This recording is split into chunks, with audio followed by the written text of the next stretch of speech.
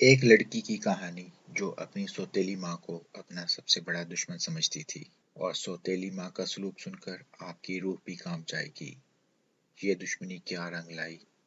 कहानी शुरू करने से पहले आपसे दरखास्त है कि अगर आपने हमारे चैनल को अभी तक सब्सक्राइब नहीं किया तो बराए मेहरबानी हमारे चैनल रंग बातें करें को सब्सक्राइब करें, बेल आइकन को प्रेस करें ताकि आपको रोजाना की नई कहानी की इत्तला फौरन मिल सके। हमारी कहानी को लाइक और शेयर करना भी ना भूलें ताकि आपके साथ साथ आपके फ्रेंड्स भी इसे सुन सकें। तो आइए अब कहानी शुरू करते हैं। सौतेली माँ की दुश्मनी।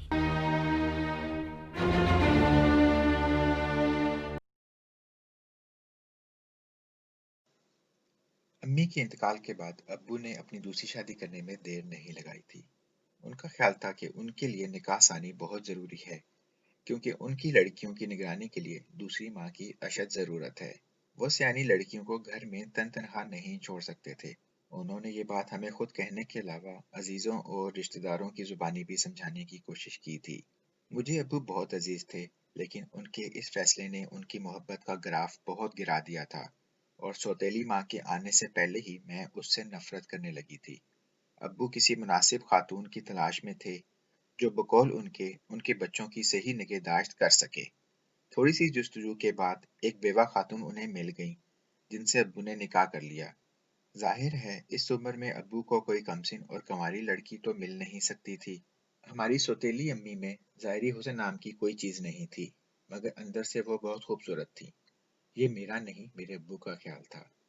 मुझे तो वो इब्तदाई दिनों ही से इंतहाई बोर और बकवास लगती थी। निकाह के दूसरे तीसरे रोज ही उन्होंने अब्बू को ये अल्टीमेटम दे दिया कि मेरी दोनों बड़ी बहनों शाइस्ता और शाजिया के लिए मुनासिब लड़के तलाश करें। लड़कियों को घर बिठाकर बूढ़ी करने से क्या मिल जाएगा। मेरी दोनों बहनों को नई अम्मी की ये बात बहुत अच्छी लगी। माँ फिर माँ होती है, उन्होंने कहा था। अपनी हो या सौतेली जवान बेटी के फर्ज से जल्द अज जल्द सुबकदोश होना चाहती है, मगर मुझे उनकी ये बात किसी साजिश से कम नहीं लगी थी। मैंने कुछ लोगों से इसका इजहार भी किया था। सौतेली बेटियों को घर से धक्के देकर निकालने का ये बेहतरीन तरीका है। उन्हें घर से बाहर नहीं निकालेंगी तो घर पर राज कैसे करेंगी। एक दिन शाजिया ने मुझसे कहा, जमीला तुम अम्मी के खिलाफ मनफी अंदाज में क्यों सोचती हो। वो हमारी सौतेली माँ जरूर हैं, मगर आम सौतेली माओ जैसी नहीं। हम तीनों के अलावा हमारे दोनों छोटे भाइयों का भी किस कदर ख्याल रखती हैं। बड़ी सियानी और शातिर खातून हैं। अपनी मोहब्बत का ढोंग रचाकर एक दिन हम सबको ठिकाने लगा देंगी। खामखा उनके बारे में शकूक व शुबहात में मुब्तला ना रहा करो। अच्छी खासी तो हैं बेचारी। बेचारी। मुझ पर किसी के समझाने बुझाने का कोई असर नहीं होता था। अपनी सौतेली माँ के लिए मेरे जो जज्बात थे वो बरकरार रहे। अब्बू ने थोड़े ही दिनों में अपनी दोनों बेटियों के लिए दो लड़के तलाश कर लिए थे। अब्बू ने उन लड़कों के बारे में अपनी अहलिया से मशवरा किया तो वो बोली, लड़के तो अच्छे हैं, बस इनमें अगर कमी है तो ये कि बड़ी तनख्वाहों पर मुलाजिम नहीं, और जिन इदारों में काम करते हैं वो भी प्राइवेट हैं। हाँ साजदा, ये कमी तो है उनमें, मगर ये भी तो सोचो, अगर वो बड़े घरों के चश्मो चिराग होते और बड़ी मुलाजमतों पर फायज होते तो हम गरीबों के घर रिश्ता क्यों लेकर आते। हाँ, आपका ये कहना भी गलत नहीं। और फिर उन्होंने जहेज की भी कोई पाबंदी नहीं लगाई। इस तरह हमारे लिए बच्चियों की शादी का मसला और आसान हो गया है। तो फिर तुम्हारा क्या इरादा है, अब्बू ने बीवी से पूछा। मैं तो यही कहूंगी कि अल्लाह का नाम लेकर ये रिश्ते कबूल कर लें। इस तरह शाजिया और शाइस्ता शाहिद और फवाद के साथ बड़ी सादगी के साथ ब्याह दी गई। अब्बू बहुत खुश थे। खानदान के कई दूसरे लोग भी बहुत खुश थे कि सौतेली माँ होने के बावजूद साजदा असली माँ का किरदार किस खुशउस्लूबी के साथ निभा रही हैं।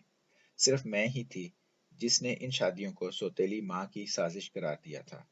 मेरा ख्याल था कि इनकी हर साजिश एक न एक दिन जाहिर हो जाएगी। हमारे घर जैसी खुशहाली शाजिया और शाइस्ता के घर में नहीं थी, क्योंकि हमारे दोनों बहनोई छोटी छोटी मुलाजिमतें करते थे। उनकी तनख्वाह बहुत थोड़ी थी, लिहाजा उनका घर बड़ी तंगदस्ती से चलता था। अब्बू और अम्मी को इस बात का दुख था। जब उनकी बेटियां घर आती तो वो उन्हें अच्छे से अच्छा खिलाते पिलाते और जहां तक मुमकिन होता दे दिलाकर रुखसत करते।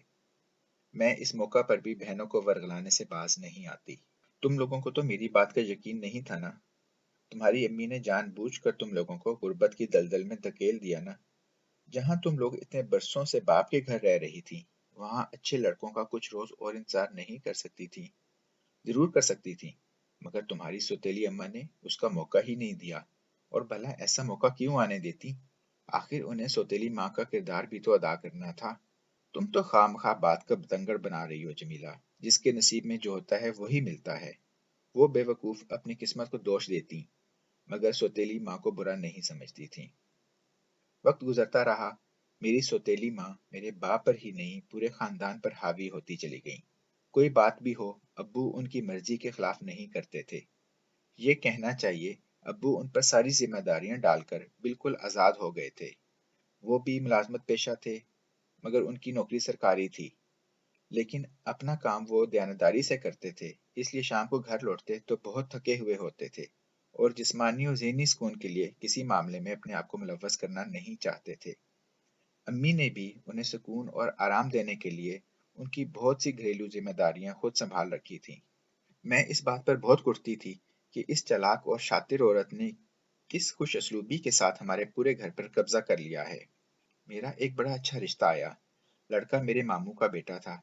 وہ لوگ بڑے کھاتے پیتے گھرانے کے تھے، ان کا اپنا بزنس تھا، اپنا مکان تھا، گھر میں گاڑیاں تھیں۔ ابو نے حسب عادت امی سے کہا، کیا خیال ہے تمہارا اس رشتے کے بارے میں؟ آپ جمیلہ کی شادی اتنی جلدی کیوں کرنا چاہتے ہیں؟ کم از کم اسے بی اے تو کر لینے دیں۔ ارے ساجدہ بیگم، بی اے کرنے کے بعد بھی اسے گھرداری ہی تو کرنی ہے، اسے سسرال جا کر کون سی نوکری کرنی ہے؟ انٹرمیڈیٹ کر لیا ہے، کیا اتنا کافی نہیں؟ میرے خیال میں تو سارے ہی ماں باپ کو اپنی لڑکیوں کو زیادہ سے زیادہ تعلیم دلوانی چاہیے۔ اور یہ جو آپ کہتے ہیں کہ اسے سسرال جا کر کون سی نوکری کرنی ہے، یہ ٹھیک ہے، ابھی اسے ملازمت کی کوئی ضرورت نہیں پڑے گی، مگر خدا نہ خواستہ اگر کبھی ضرورت پڑی تو اس کی زیادہ سے زیادہ تعلیم اس کے کام آئے گی۔ میں نے دیکھا ابو ان کی بات بڑے غور سے سن رہے تھے۔ چند لمحوں کے بعد وہ بولے، تمہاری یہ بات میری سمجھ میں نہیں آئی، کیا تم اس کی وضاحت کرو گی؟ میں یہ بات یوں ہی نہیں کہہ رہی ہوں، اپنے تجربے کے تحت کہہ رہی ہوں۔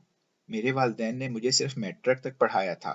میٹرک کا نتیجہ آیا ہی تھا کہ ایک اچھا رشتہ آ گیا اور میرے ابو اور امی نے مجھے بیاہ دیا۔ شادی کے 10 سال بعد میں بیوہ ہو گئی۔ اب میرے بچوں کی ساری ذمہ داریاں میرے کندھوں پر آ گئیں۔ میں آپ کو بتا نہیں سکتی، اب جو میں نوکری کرنے گھر سے نکلی تو مجھے کتنی دشواریوں کا سامنا کرنا پڑا۔ اگر میں زیادہ پڑھی لکھی ہوتی تو مجھے اچھی ملازمت اور اچھے پیسے ملتے۔ میری سوتیلی امی کے سسرال والے بقول ان کے بہت اچھے لوگ تھے کہ انہوں نے 2 سال کے بعد ہی بچوں کی ساری ذمہ داریاں خود لے کر ان کا نکاح ثانی ابو سے کروا دیا۔ امی شاید پہلے بھی اپنی بیوگی کے زمانے کے قصے ابو کو سنا چکی تھی، اس لیے انہوں نے ماموں ممانی سے یہ کہہ کر معذرت کر لی کہ بی اے کرنے سے پہلے ہم جمیلہ کی شادی نہیں کر سکتے۔ میں نے امی کی اس کامیاب سازش پر انہیں بہت برا بلا کہا تھا، بہت کوستی تھی، مگر ان باتوں کا کھل کر اظہار نہیں کیا تھا۔ مجھ میں اس وقت اتنی ہمت نہیں تھی کہ اپنے منہ سے اپنے باپ سے کہتی کہ اپنی چہیتی کے کہنے پر میرے بہتر مستقبل کو تباہ نہ کریں۔ وہ تو سوتیلی ماں ہے، وہ کیوں چاہیں گی کہ کسی اچھے گھر میں میرا رشتہ ہو؟ اتنی بات آپ کی سمجھ میں کیوں نہیں آتی؟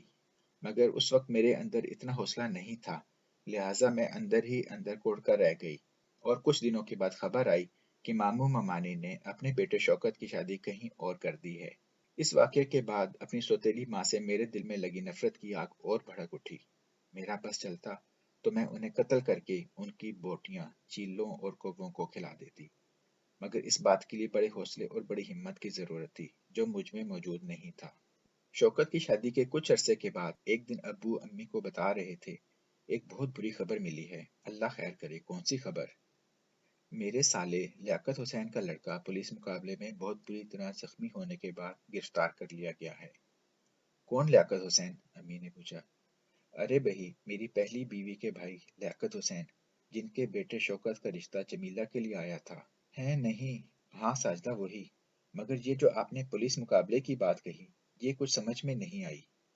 ابو نے ایک ٹھنڈی آہ بھری، پھر بولے، پتہ نہیں کھاتے پیتے گھرانوں کے لڑکے بری صحبت میں کیوں پڑ جاتے ہیں، اور چوری ڈکیتی اور دہشت گردی جیسی مجرمانہ باتیں اور عادتیں کیوں اپنا لیتے ہیں۔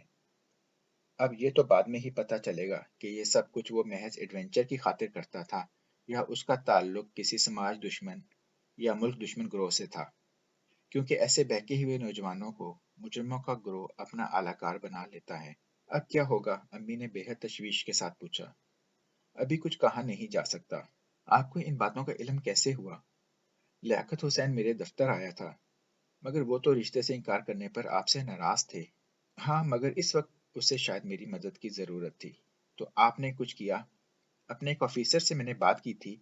उन्होंने अपने एक अजीज जो कौमी असम्बली के मेंबर हैं उनसे फोन पर राब्ता किया, मगर उनका कहना है कि दहशतगर्दी का मसला बड़ा संगीन होता है।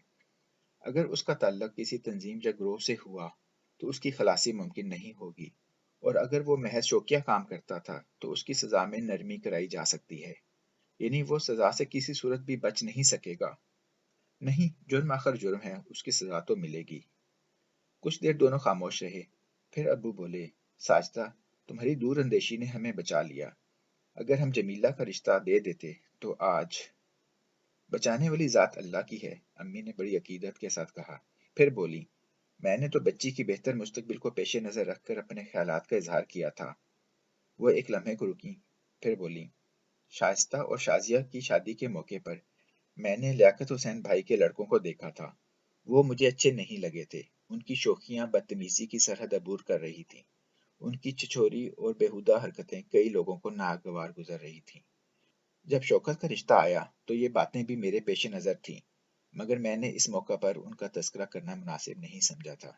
हमारा घर चूंकि छोटे-छोटे कमरों पर मुश्तमिल था, इसलिए अब्बू अम्मी की बहुत सी बातें मैं बड़ी आसानी से सुन लेती थी।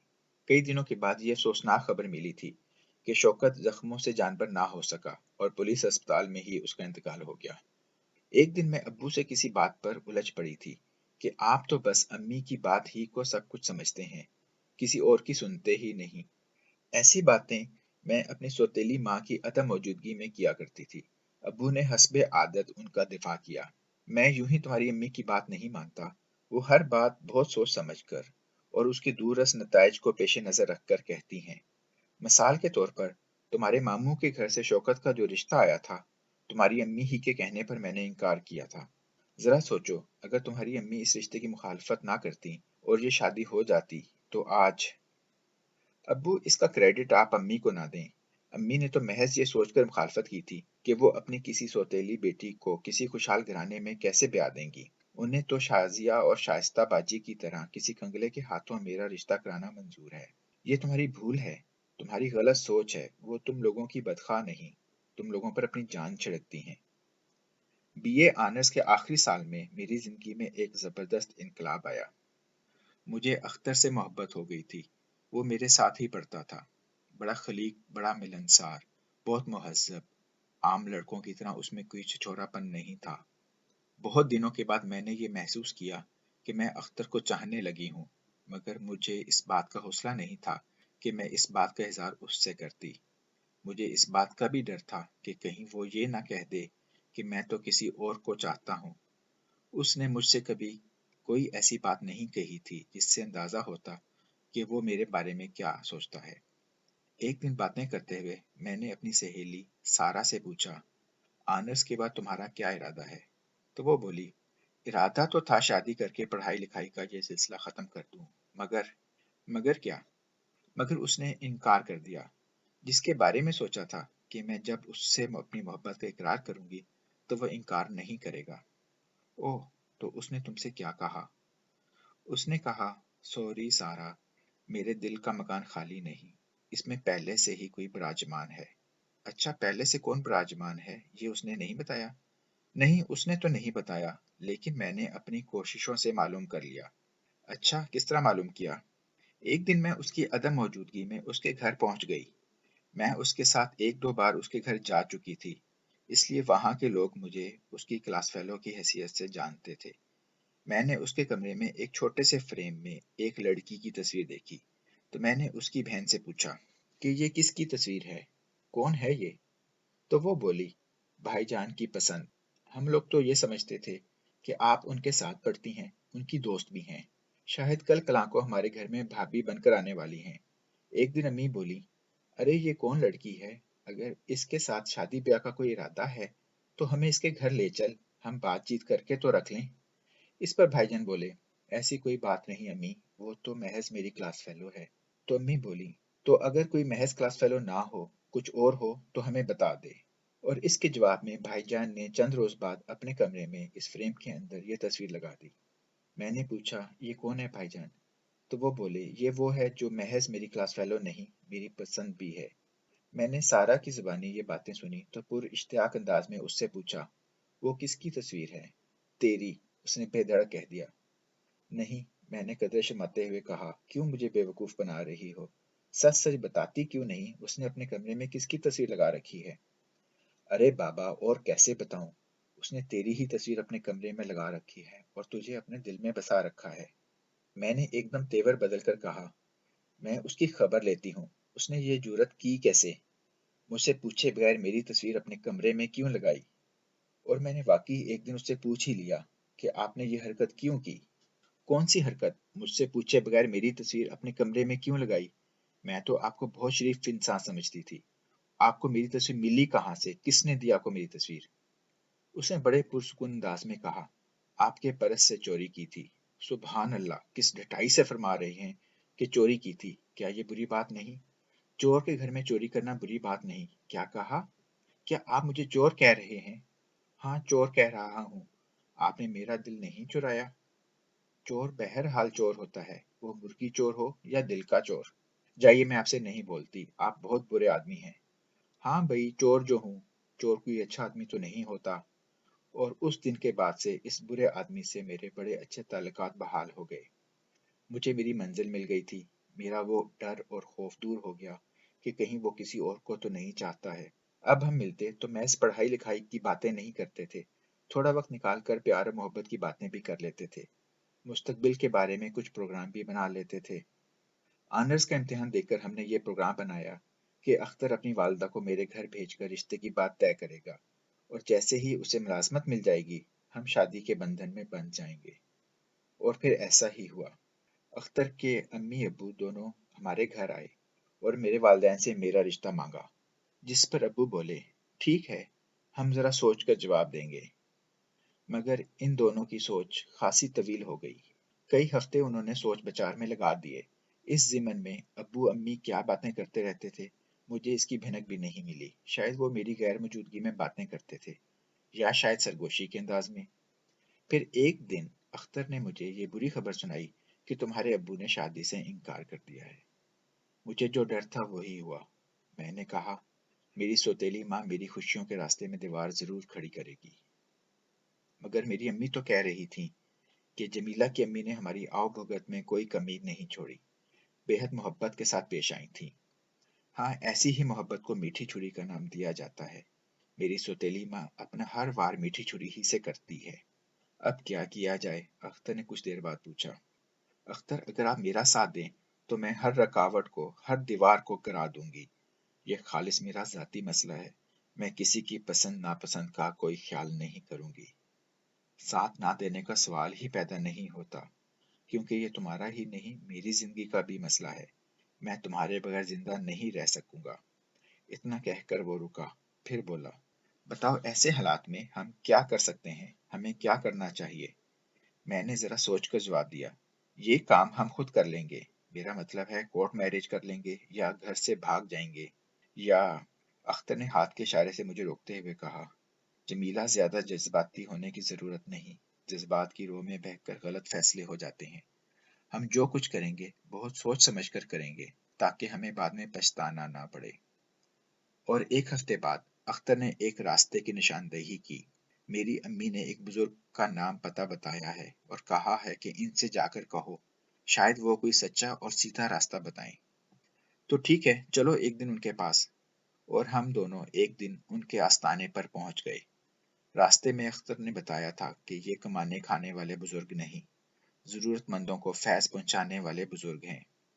اپنی باری آنے پر جب ہم بزرگ کے حجرے میں پہنچے تو ان کی نورانی شکل دیکھ کر ہی اندازہ ہو گیا کہ وہ اللہ کے نیک بندے ہیں۔ چند رسمی باتوں کے بعد ان سے پوچھا، بتائیے میں آپ کی کیا خدمت کر سکتا ہوں؟ یا حضرت، ہم شادی کرنا چاہتے ہیں، اختر نے بغیر تمہید کے بتایا۔ آپ دونوں کی عمر کیا ہے؟ میری 23 سال، اختر نے جواب دیا، اور ان کی 22 سال۔ ٹھیک ہے، آپ دونوں شادی کر سکتے ہیں۔ اس بار اختر ذرا ہچکچایا، پھر ہمت کر کے کہہ دیا، حضور، اس سلسلے میں ہم آپ کی مدد چاہتے ہیں۔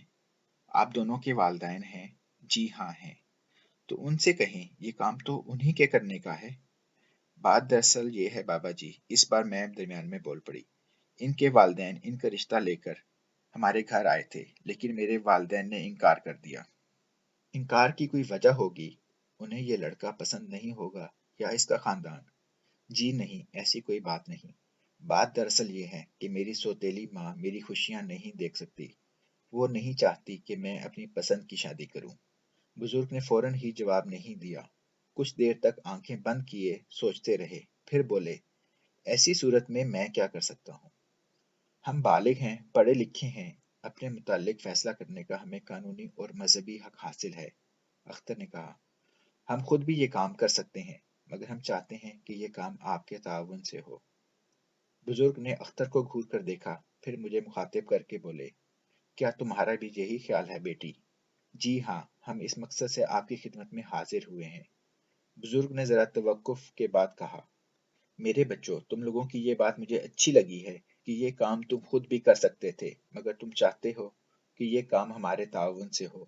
تمہاری اس سوچ کا یہ مطلب ہے کہ تم لوگ واقعی سوجھ بوجھ کے مالک ہو اور چاہتے ہو کہ مستقبل میں کسی طرح کی کوئی بدمزگی نہ ہو۔ جی ہاں، تو میرے عزیزو، میرا مشورہ یہ ہے کہ اس کام کے سلسلے میں جوش سے زیادہ ہوش سے کام لینا چاہیے۔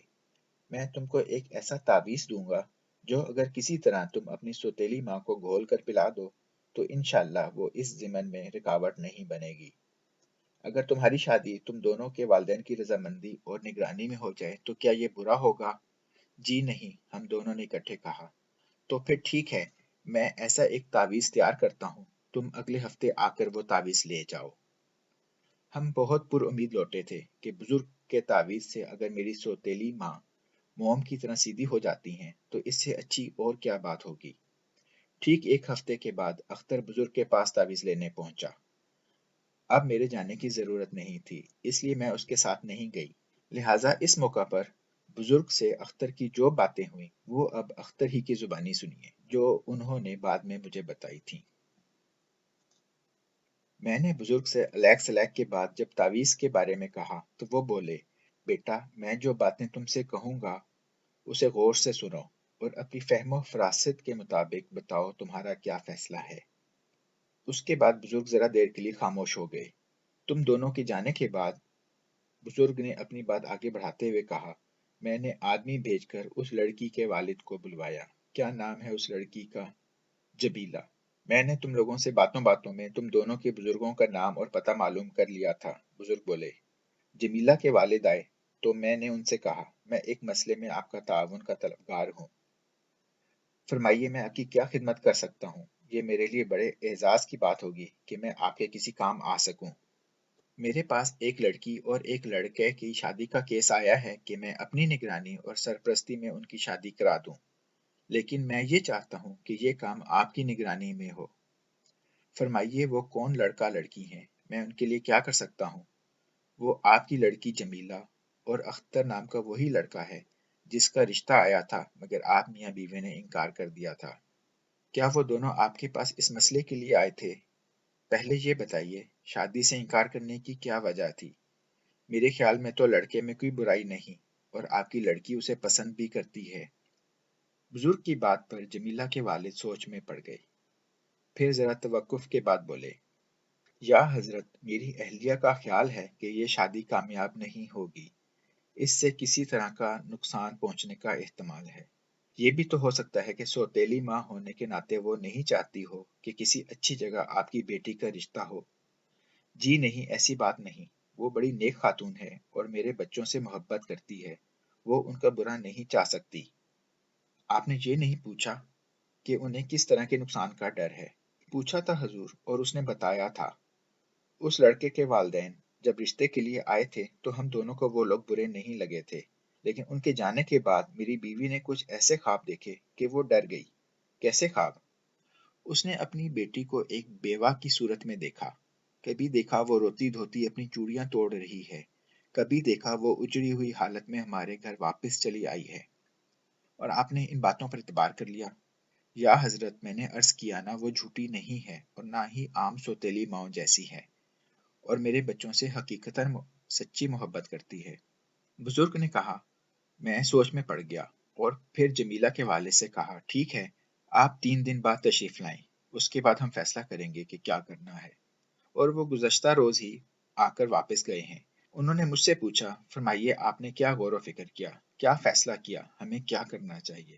بزرگ بولے، میں نے ان سے کہا، یہ شادی واقعی نہیں ہونی چاہیے، اس شادی سے نقصان کا خدشہ ہے۔ تو کیا میری بیوی کے خواب؟